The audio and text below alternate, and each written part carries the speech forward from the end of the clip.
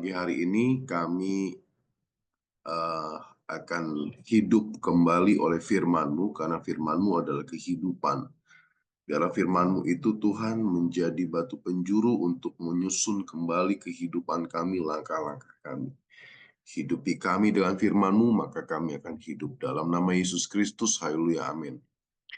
Saudara, masih tentang clearing the path, forgiving without limit, mengampuni tanpa batas. Firman Tuhan berkata dalam Matius 18 ayat 21 sampai 22. Kemudian datanglah Petrus dan berkata kepadanya, Tuhan, sampai berapa kali aku harus mengampuni saudaraku jika ia berbuat dosa terhadap aku? Sampai 7 kali? Yesus berkata kepadanya, bukan. Aku berkata kepadamu bukan sampai 7 kali, melainkan 70 kali 7 kali. Saudara, biasanya ada orang yang bertanya kepada gurunya itu dengan motivasi 3 hal. Yang pertama, motivasi orang bertanya adalah memang dia tidak tahu. Makanya dia bertanya kepada gurunya. Jadi kalau ada murid bertanya, berarti dia memang pengen tahu, pengen belajar. Kalau ada saudaraku murid yang bertanya karena dia ingin tahu, biasanya pertanyaan ini benar-benar bertanya yang detail, bertanya yang apa, dengan pertanyaan yang haus ingin mendapatkan sebuah jawaban yang memerdekakan hatinya. Yang kedua, biasanya ada seorang murid pengen bertanya kepada gurunya, hanya ingin mengkonfirmasi apa yang dia tahu. Dia sudah tahu, tapi dia pengen dapat konfirmasi, pengen mendapat kejelasan, pengen dapat peneguhan bahwa pertanyaan ini benar nggak, gitu. Dia pernah dengar seperti ini, benar nggak? Dia pengen konfirmasi. Yang ketiga, biasa seorang murid bertanya kepada gurunya. Nah ini saudaraku yang harus hati-hati. Dia pengen ngetes gurunya ini menguasai apa tidak. Makanya saudara, seorang guru atau seorang dosen atau seorang pengajar, seorang pendeta biasanya sudah harus punya kepekaan dalam menjawab sebuah pertanyaan. Petrus bertanya kepada Yesus pada waktu itu, sampai berapa kali kami harus mengampuni jika ada saudara berbuat dosa kepada saya? Sampai 7 kali? Nah, saudara perhatikan, sampai 7 kali ini merupakan sebuah standar yang Petrus tahu. Ada sebuah standar kemaksimalan, ada sebuah standar kesempurnaan. Angka 7 di sini bukanlah angka 7 yang sembarangan, saudara. Ya, bukan sembarangan. Yesus berkata begini, bukan sampai 7 kali, melainkan 70 kali 7 kali. 70 kali 7 kali. Nah, 70 kali pun juga bukan sembarangan, saudara. Yesus kasih double lagi. 70 kali 7 kali. Nah, ada apa di balik angka 7? Ya, coba kita lihat slide berikutnya. Angka 7 adalah angka sempurna, adalah simbol umum untuk segala hubungan dengan Allah dan merupakan angka religius favorit di kalangan Yahudi.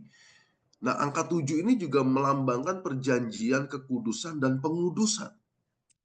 Jadi, saudara, kita lihat angka 7 ini adalah angka yang sembarangan, sempurna, maksimal. Kita lihat Allah bekerja dalam menciptakan, dasarnya dari sini, saudara. Allah bekerja dalam menciptakan langit dan bumi 6 hari lamanya. Manusia pada hari ke-6. Setelah itu, Allah bersabat pada hari yang ke-7. Dia berhenti menciptakan, bukan berarti dia berhenti menciptakan, tidak. Tetapi saudaraku, di hari yang ke-7 ini, dia melihat sebuah kesempurnaan. Dan semua yang diciptakannya itu jadi. Maka semuanya itu dikuduskan dan Izinkan secara natural mereka berkembang, bertumbuh, dan jadi sesuai apa yang Allah firmankan.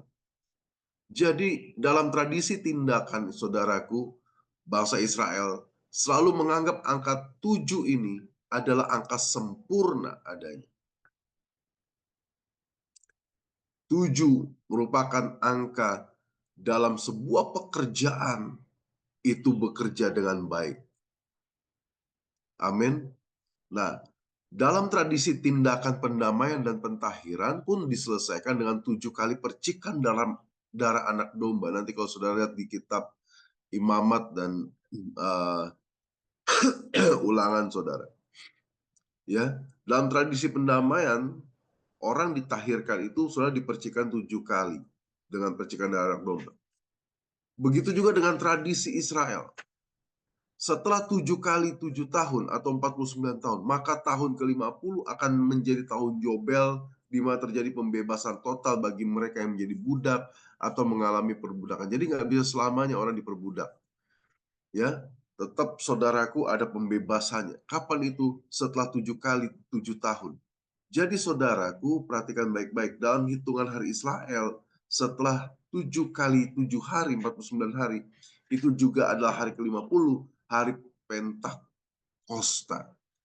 Nah, jadi begitu sakral saudaraku pengertian angka 7 ini dalam bangsa Israel. Berikut ya. Kita belajar lagi saudara tentang angka 7 ini. Berikutnya.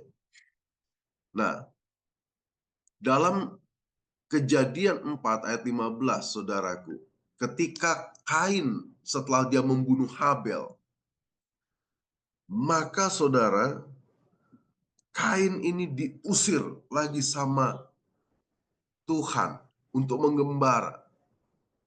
Dia diusir.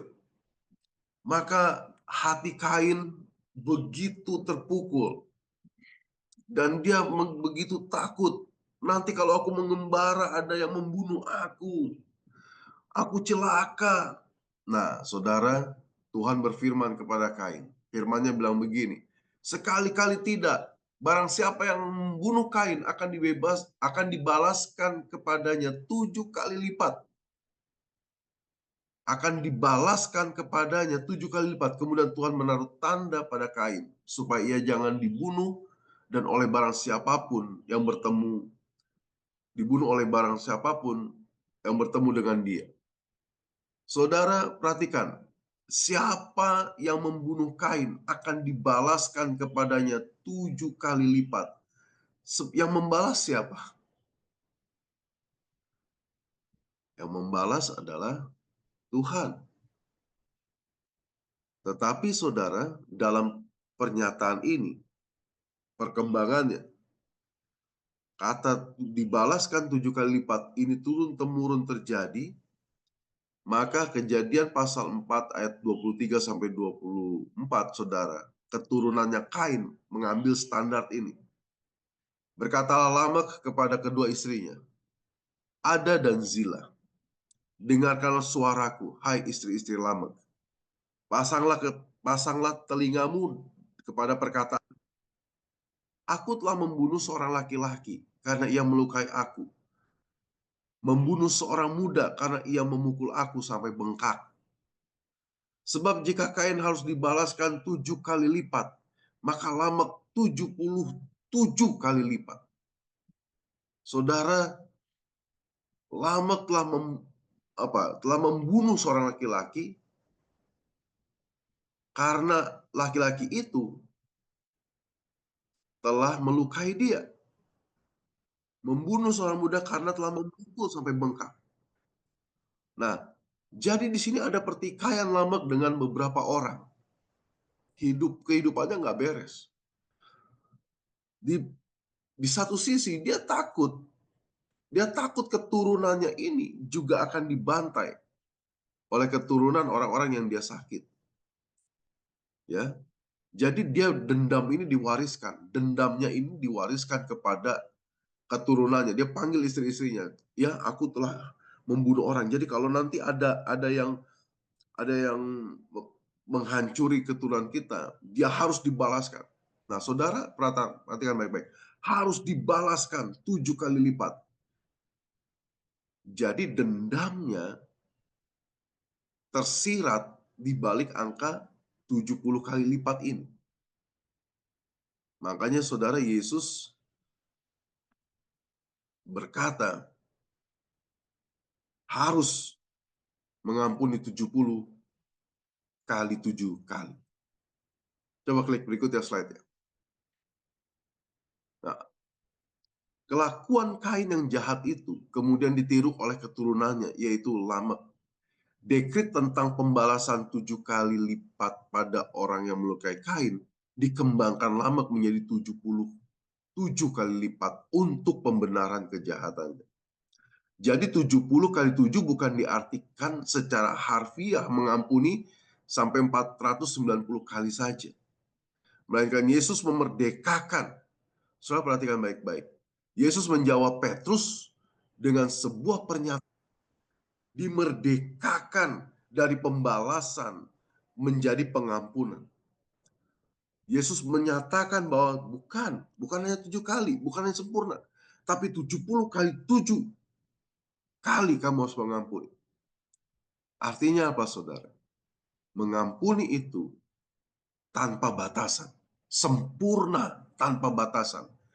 Artinya mengampuni itu sampai mengalami kemerdekaan lebih dari 490 kali. Kalau kita mengampuni 490 kali saja, saudara, maka kita bisa selesaikan dalam 1 hari. Karena apa? Kita akan ketemu orang cenderung terluka, gampang memberikan pengampunan, terus besok dendam lagi. Tidak, tetapi pengertian di sini adalah kita mengampuni tanpa batas.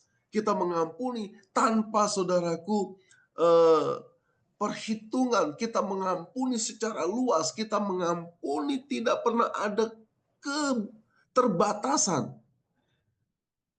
Lazimnya orang selalu berkata begini, saya ini orangnya sabar, tapi kesabaran saya ada batasnya. Nah, ini saudara, kalau kita berkata saya ini sabar, tapi kesabaran saya ini ada batasnya, berarti kita belum sabar. Karena dalam kasih, kesabaran ini tidak terbatas. Jangan sampai kamu berbuat 3 kali di depan saya, lihat ya, pembalasan pada kali yang ketiga. Nah, saudara, ini artinya tetap ada dendam. Jadi saudara, Yesus berkata, pengampunan itu nggak pakai hitungan. Pengampunan itu tidak terhingga. Pengampunan itu sempurna.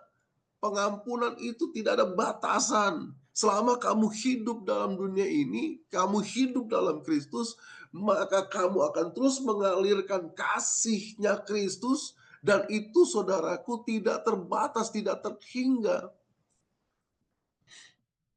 Amin. Nah, screen berikutnya. Bagaimana, saudaraku, kita memiliki pengampunan tanpa batasan? Saya ada beberapa tips. Yang pertama, miliki respon hati yang benar. Amin. Milikilah respon hati yang benar. Saudara,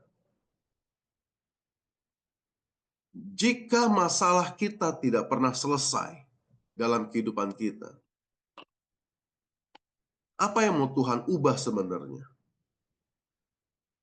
Kok kelihatannya kita punya masalah kok itu terus?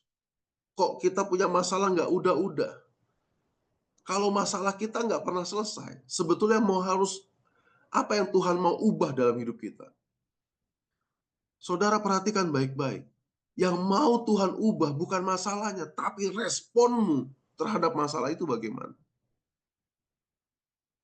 Kenapa bangsa Israel nggak udah-udah berputar-putar di padang gurun? Bukan soal padang gurunnya, bukan soal airnya, bukan soal makanannya. Tetapi respon bangsa Israel yang mau percaya dan berserah, beribadah pada Tuhan. Itu yang mau Tuhan ubah. Jadi kalau ada orang yang nggak berhenti-berhenti, saudaraku, nyakitin kita. Ada orang yang nggak berhenti-berhenti ngeselin kita. Coba lihat, jangan-jangan saudara, Tuhan mau mengubah respon kita, bukan merubah orang itu.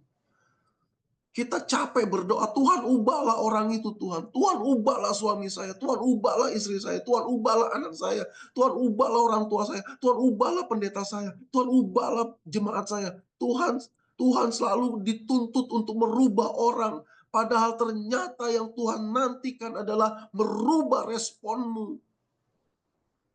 Jadi saudara, untuk kita memiliki pengampunan yang tidak terbatas, saudara, kita harus melihat dari sisi perspektif yang berbeda.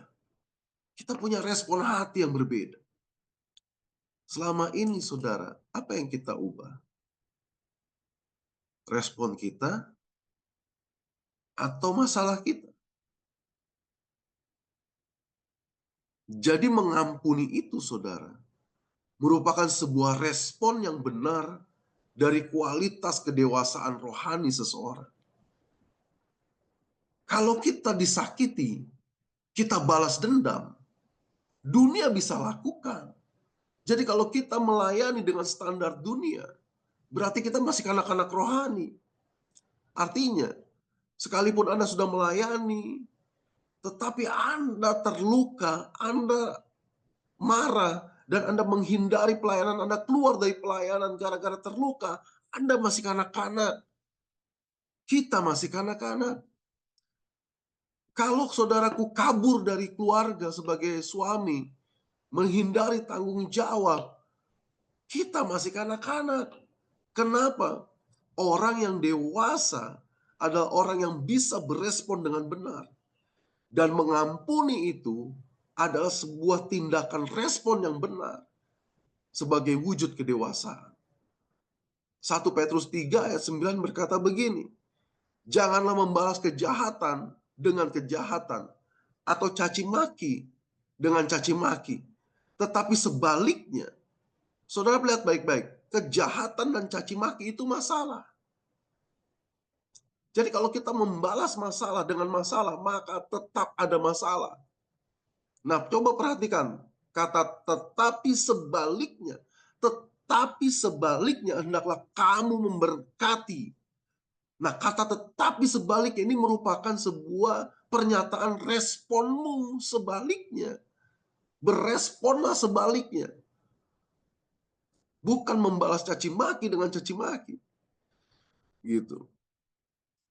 Karena kamu dipanggil untuk itu. Untuk memberkati. Yaitu apa? Memperoleh berkat. Siapa orang yang diberkati? Adalah orang yang berani berespon benar. Pada saat yang tidak benar, pada saat kondisi, situasi, orang-orang tidak benar, kamu berespon benar. Kita mengampuni ketika kita terluka. Kita berani mengambil keputusan untuk tidak serupa dengan orang yang menyakiti kita. Amin. Mari berespon benar. Karena respon benar menentukan kedewasaan. Berani berubah, berani berespon. Amin. Jadi, mari kita fokus untuk mengubah respon kita dalam kehidupan kita sehari-hari. Juga katakan amin. Berikutnya, tips yang kedua, saudara. Kalau sudah berespon, maka saudara, hati ini adalah hati yang memiliki penerimaan, bukan penghakiman. Penghakiman itu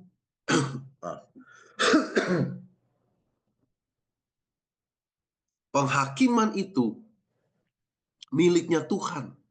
Jangan kita pernah mengambil profesi yang satu ini.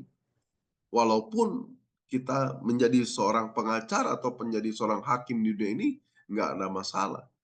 Tetapi jangan sampai karakteristik kita adalah karakteristik yang menghakimi seseorang. Roma 14 ayat 1 berkata, terimalah orang yang lemah imannya tanpa mempercakapkan pendapatnya. Banyak orang mampu mengampuni sebagai slogan, sebagai pembicaraan, sebagai pernyataan. Hari ini saya mengampuni kamu. Titik. Ada seorang istri yang suaminya selingkuh. Aku mengampuni kamu. Aku mengampuni suami. Tetapi ketika sampai di rumah, dia tidur dalam satu kamar. Seperti hotel yang pakai 2 ranjang. Itu ranjangmu, ini ranjangku. Saya udah ngampuni kamu, kita mau tidur sekamar, tapi belum setempat tidur. Artinya apa, saudara? Bisa mengampuni, tetapi belum bisa menerima, itu sama aja tidak ada pengampunan. Karena pengampunan adalah penerimaan. Anda tidak bisa berkata, saya mengampuni, tapi saya belum bisa menerima. Nggak bisa. Makanya dalam setiap konflik rumah tangga, kadang-kadang ini dia menjadi indikatornya. Kita selalu mengungkit masalah-masalah yang sudah lalu. Kita selalu mengungkit, saudara, kekurangan pasangan kita di masa lalu. Maka itu tidak akan pernah selesai masalahnya. Saudara, setiap kali permasalahan, kalau kita bawa-bawa masa lalu, maka yang ada adalah tetap mengalami pendendaman yang tidak ada ujungnya. Tetapi pengampunan tanpa batas adalah penerimaan yang artinya menstop semua ingatan masa lalu. Pengampunan artinya memulai sesuatu dengan perspektif dan persepsi, dengan cara pandang dan cara pikir yang baru terhadap orang itu. Karena apa, saudara? Orang akan selalu punya masanya untuk berubah, masanya untuk diproses. Jadi apakah kita, saudaraku, membatasi diri? Oke, kalau gitu saya mau berhati-hatilah dalam berteman. Hari-hari ini, saudara, banyak motivator mengembangkan pernyataan ini. Hati-hati milih teman, hati-hati bersahabat. Akhirnya apa, saudara? Kita juga hati-hati milih gereja, hati-hati milih gembala, hati-hati milih jemaat. Semua serba hati-hati. Tapi firman Tuhan berkata, terimalah orang yang lemah imannya. Terima orang yang berdosa imannya. Terima. Tetap membuka diri dan berteman baik dengan seorang dengan cara bijaksana. Terimalah, saudara, kekurangan orang lain. Terimalah kekurangan karyawanmu. Latihlah dia. Kalau memang nggak bisa-bisa, kirimlah dia bekerja di tempat lain. Carikan pekerjaan buat dia. Kalau nggak bisa bekerja sama Anda. Amin. Tips yang terakhir.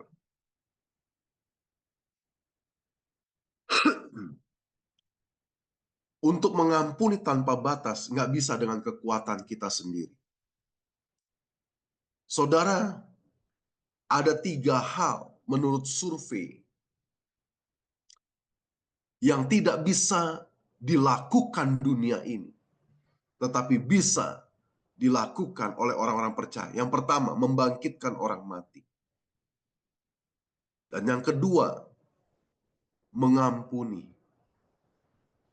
Dan yang ketiga, menerima tanpa syarat. Setelah Yesus dikhianati Petrus, Yesus datangi Petrus, dan Yesus menerima Petrus kembali sebagai muridnya. Mungkin kalau Yudas tidak mati bunuh diri, Yesus tetap datangi Yudas dan merangkul Yudas. Saudara, perhatikan baik-baik. Bagaimana kita bisa memiliki hati yang dapat mengampuni tanpa batas? Terhubunglah dengan Kristus. Izinkan Yesus ada di dalam hati kita, maka kita punya unlimited love. Kita punya pengampunan tanpa batas. Kita punya kasih yang tidak terbatas. Yohanes 4 ayat 7 sampai 8. 1 Yohanes 4 ayat 7 sampai 8. Saudaraku yang kekasih, marilah kita saling mengasihi, sebab kasih itu berasal dari Allah. Dan setiap orang yang mengasihi lahir dari Allah dan mengenal Allah. Barang siapa tidak mengasihi, ia tidak mengenal Allah, sebab Allah adalah kasih. Jadi Allah adalah kasih. Dia dapat mengampuni sebesar apapun kesalahannya dan dapat menerima seberapapun rusaknya orang-orang yang telah menyukai kita. Jadi, saudara, bagi orang yang tidak bisa mengampuni, tidak bisa menerima orang lain, adalah bukan orang yang berasal dari Allah. Tidak mau mengampuni, tidak mau menerima, berarti dia bukan lahir dari Allah atau belum mengenal Allah. Mari terus dewasakan imanmu dengan firman Tuhan, agar engkau mempunyai kasih tanpa batas.